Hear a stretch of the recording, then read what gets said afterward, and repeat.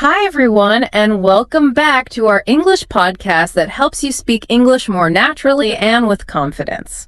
If you like learning real-life English in a clear and simple way, don't forget to follow the channel and share this episode with a friend who's learning too. Yeah, it is really wonderful to be back with you. Yeah. I'm really looking forward to our conversation today. Me too. Today, we have a great topic. It's a deep dive into two small phrases. Right. Phrases that I think a lot of learners see, and maybe they even recognize them, but they hesitate to actually use them. I know exactly what you mean. We're looking at how to use as if and as though naturally in English. Yeah. And you're right. They look so small on paper, but when you really start digging into the sources, you realize these are actually very powerful phrases. Powerful phrases. I like the sound of that. Why do you call them powerful? Because they are not just about strict grammar rules. They are about imagination. Yeah. They help you describe how a situation feels, not just how it is. They bridge that gap between reality and your perception. That is a great way to frame our mission for today. We really want to help you, the listener, move from just understanding these words in a textbook Right. to actually using them to paint pictures in your daily conversations. Exactly. And we are going to keep this very relaxed today. Slow and friendly. No strict textbook vibes here. Yeah. Just two teachers having a chat. Slow and steady. We will take it step by step. So let's start at the very beginning. The basics. Or definitions. Right. I have the notes right here, and it says as if and as though are interchangeable. Mm-hmm. Is that really true? Because in my head, as though always sounds just a little bit fancier. That is a very common feeling. Yeah. Oh, totally. But technically, if we look at the usage data, they mean exactly the same thing. Okay. They both just mean in the way that, or like. You can swap them out in any sentence, and the meaning, it doesn't change at all. So if I say, it looks as if it is raining, or it looks as though it is raining, I am saying the exact same thing. Precisely. The meaning is absolutely identical. But what about that fancy feeling? Right, the fanciness. The data does show that as if is used a bit more often in daily casual communication. Just chatting with friends. Exactly. As though it can have a tiny bit more of a formal or literary flavor to it. But honestly, Don't overthink it. do not overthink it. Use whichever one flows better for you. That is a relief. I think keeping it simple is the best way to build confidence. So for everyone listening, just think of these phrases as meaning like. Like or similar to. It is simply a tool for comparing things. Okay, got it. But, and here's where we need to pay attention. It is a comparison tool that changes its behavior. Changes its behavior. Yeah. It changes depending on whether we are talking about real facts or pure imagination. I see where you're going with this. This is the grammar part. The sources divide this into 3 different situations. That is our roadmap for this deep dive. Real situations, imaginary situations, and past situations. It is actually quite logical once you see the pattern. Let's start with situation 1, the real world. The real world. So this is when something might actually be true. Right. This is where you are playing detective.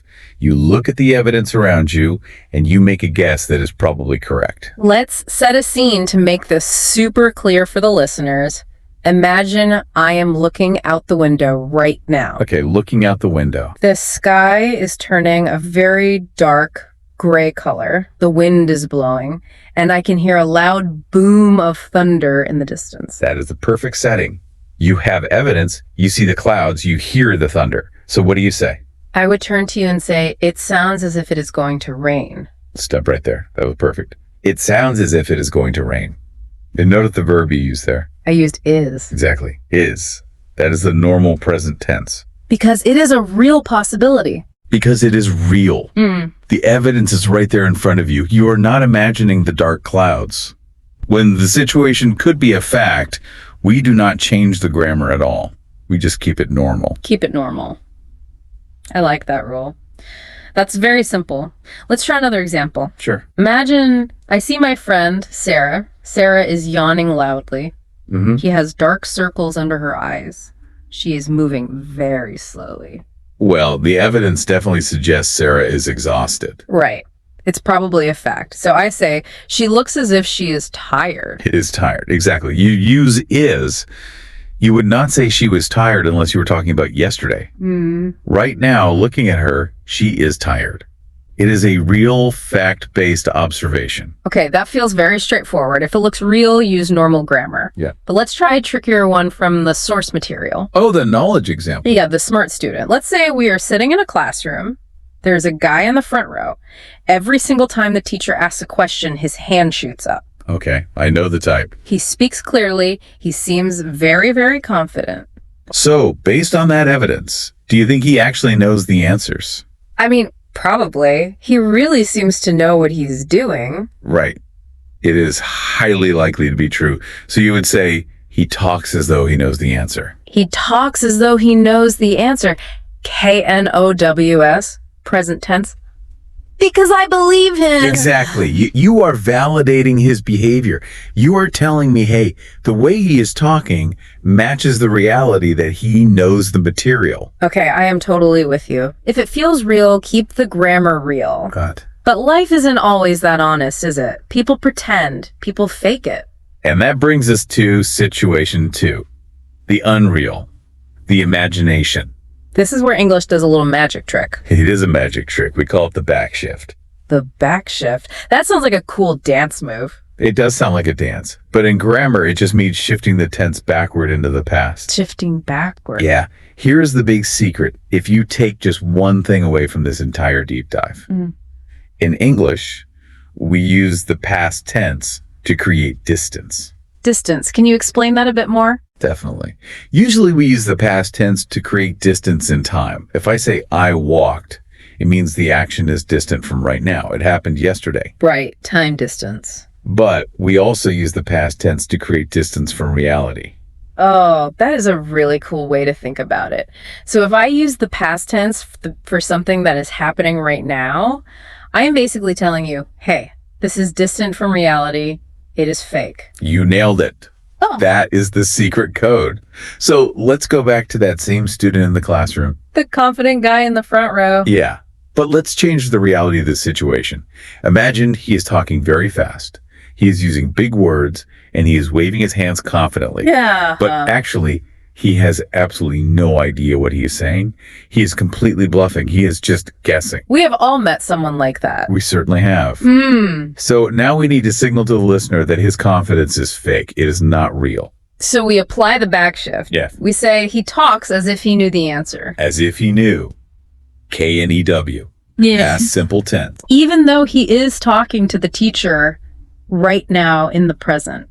Even though he is talking right now, using the word knew tells your listener, I don't believe him. He is faking it.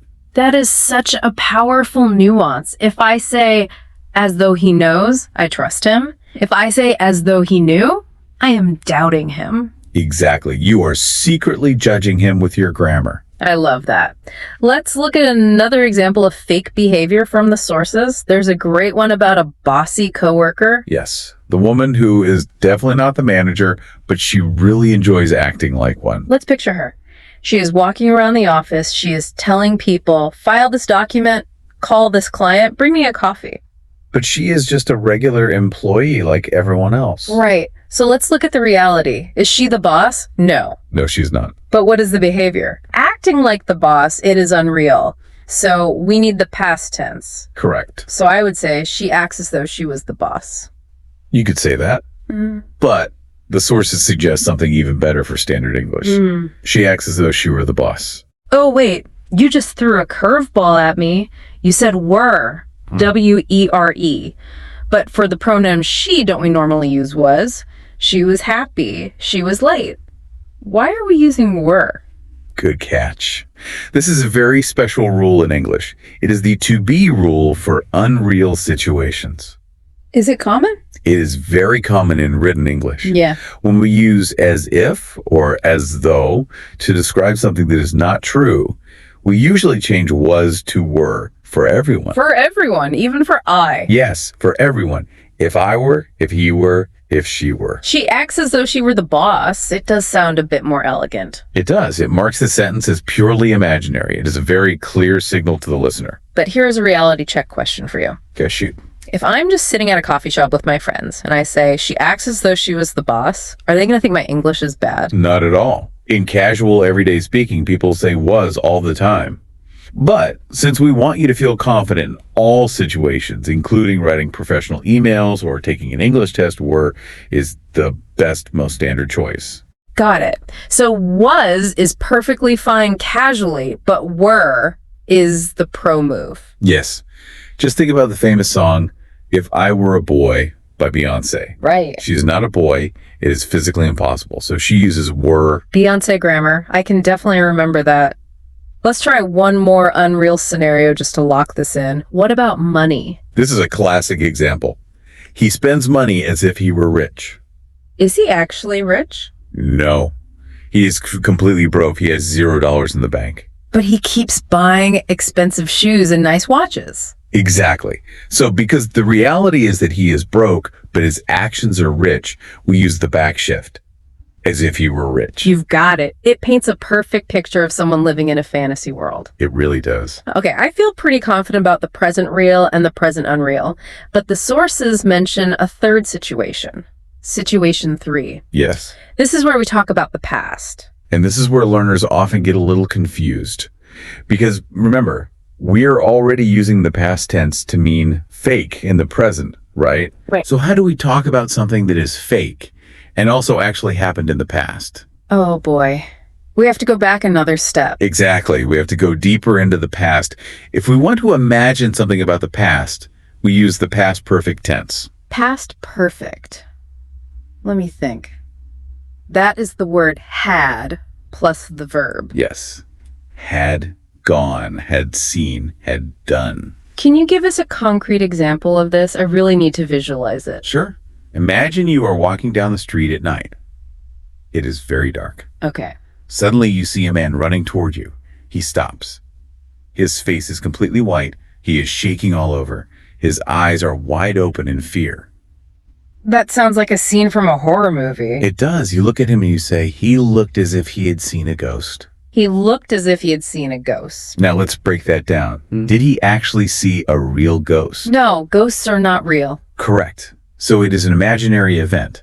And when did this imaginary event supposedly happen? Well, in the past, just before he ran into me on the street. Exactly. It is an imaginary event in the past. So we need the double past. We say had seen. That makes perfect sense.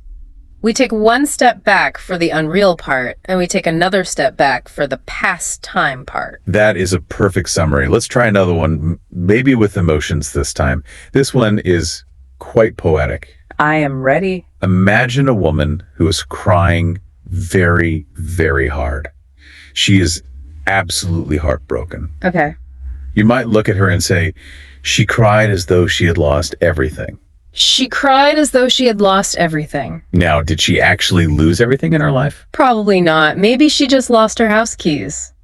Or maybe she just had a really terrible day at work. Right. But the way she is crying, it looks like a massive tragedy happened in the past. It is very descriptive. It is not just reporting cold facts. It is reporting the deep intensity of her feeling. That is the beauty of using these phrases.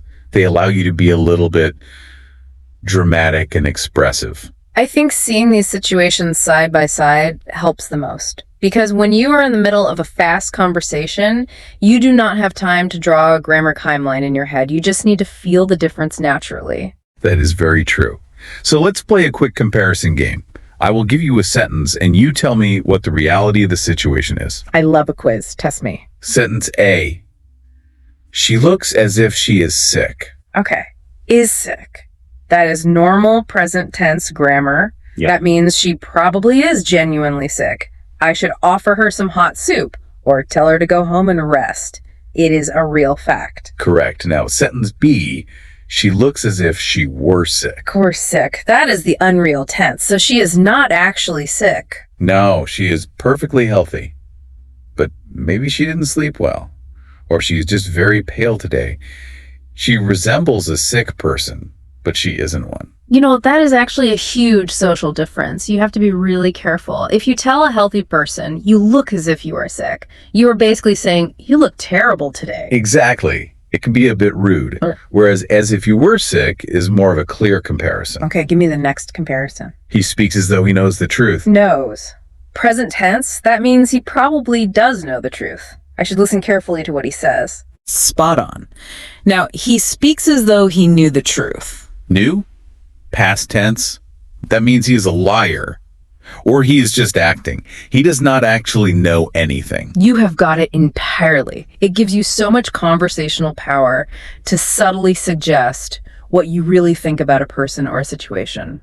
I noticed the source material also included a few more natural conversational examples, phrases that just sound really good in daily life. I want to read a few of those out loud so you, the listener, can hear the natural rhythm. Please do. Here is one that sounds like a bit of an argument. Don't look at me as if I did something wrong. Oh, that is a classic phrase, as if I did something wrong. Past simple. The speaker is implying, I didn't do anything wrong, so stop looking at me with that judgmental face. Exactly. The defensive feeling is built right into the grammar itself. Here's another beautiful one. She smiled as though nothing had happened. Past perfect there. Had happened. Yeah. She is actively pretending that a past event, maybe a big argument or an embarrassing mistake, simply never existed. It is just so useful. I guarantee that once you start listening for these phrases, you will hear them absolutely everywhere. In American movies, in books, in everyday gossip. Oh, especially in gossip. It is perfect for talking about other people. So we have covered a lot of ground today. We have the real situation where you keep the grammar normal. We have the unreal situation where you shift to the past, and the past unreal where you shift to the past perfect. Right. It can feel a bit like a math equation at first, but it is really just about building your intuition. It really is. And if you are listening to this and feeling just a little bit overwhelmed by the rules, I want to bring it back to a very simple, quick trick. Yes, please. Give us the cheat code. The cheat code is simply this. When you are about to speak, ask yourself, is it real? Is it real? Okay. If the answer is yes, or even probably yes, do not change anything. Just use the normal grammar you would always use. Very simple. But if the answer is no, it is fake, it is a dream, it is a lie, it is just your imagination take one step back in time. Just one step back. From present to past. Or from past to double past. Yeah. Just create that distance to show the listener that it is not reality. Create distance. I really think that specific phrase is going to stick with me. Before we wrap up our deep dive today, I have a final thought I wanted to leave you with. It is something that came up for me when I was reviewing the notes for today's topic. Oh, what is that? We spend so much time analyzing the grammar of as if, but have you ever thought about how much we actually live our lives according to this grammar rule? What do you mean by that? Think about the famous English phrase, fake it till you make it. Oh, sure. I do that every single time I have to give a big presentation. Exactly. You stand up on that stage and you act as if you were confident. You aren't confident in reality. Your hands are shaking and you are terrified, but you act as if. And the really weird thing is, eventually you actually become confident. Right. You move from as if you were directly into as if you are. You use your actions to bridge the gap between your imagination and reality. Wow.